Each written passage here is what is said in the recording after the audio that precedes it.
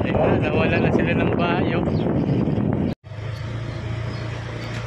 So guys, tumba pa dito yung mga poste sa kabitan. Yan to. So, matagal pa to magkakaroon ng kuryente. Yan, oh.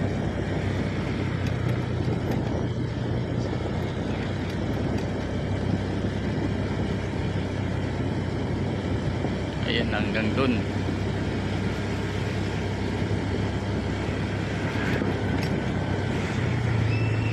Haba.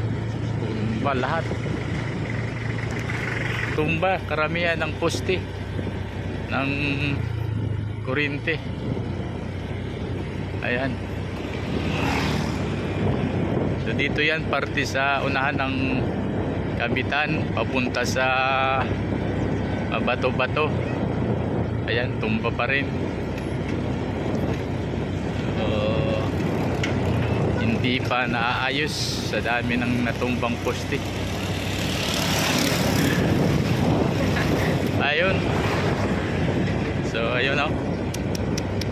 Delikado dito, guys. Yung 4 wheels ay no, makakatawid na siguro, pero medyo pahirapan pa. Ayan, marami pa yung tumbang puno. Yan. So may nakambalang. Tapos dito, kunting ingat tayo dito sa pagdaan kasi yan, delikado talaga. Ayan, guys, oh. Ayan, dito yan, guys, oh. Grabe. Guys.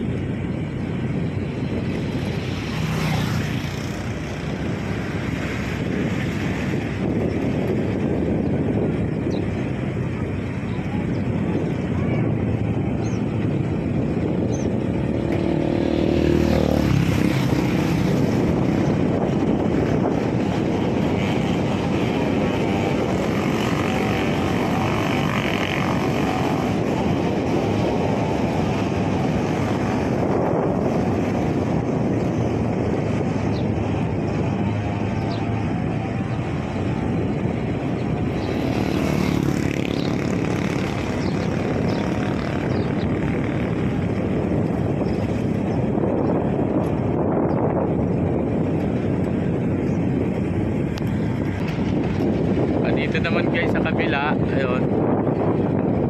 Ayan, balik-balik din yung mga poste. So galing dun sa unahan ng Watungan, papunta na dito sa crossing Mandaon. So makikita nyo yan, halos tumba lahat ng poste ng kuryente natin. Ayan.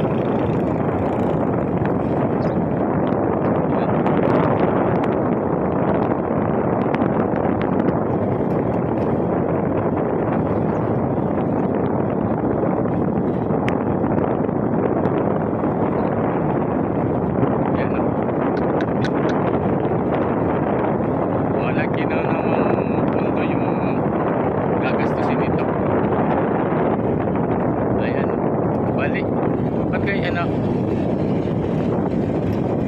Paano ko kung matibay ito? Ayan. So yan, may mga natanggal yung ayan.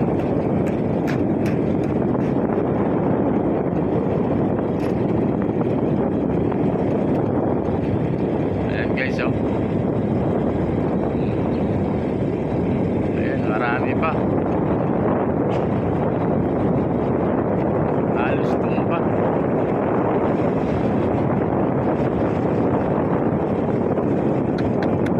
Yan.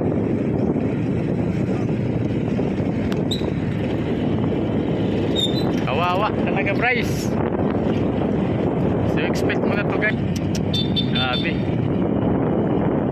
Yan, oh. Guys,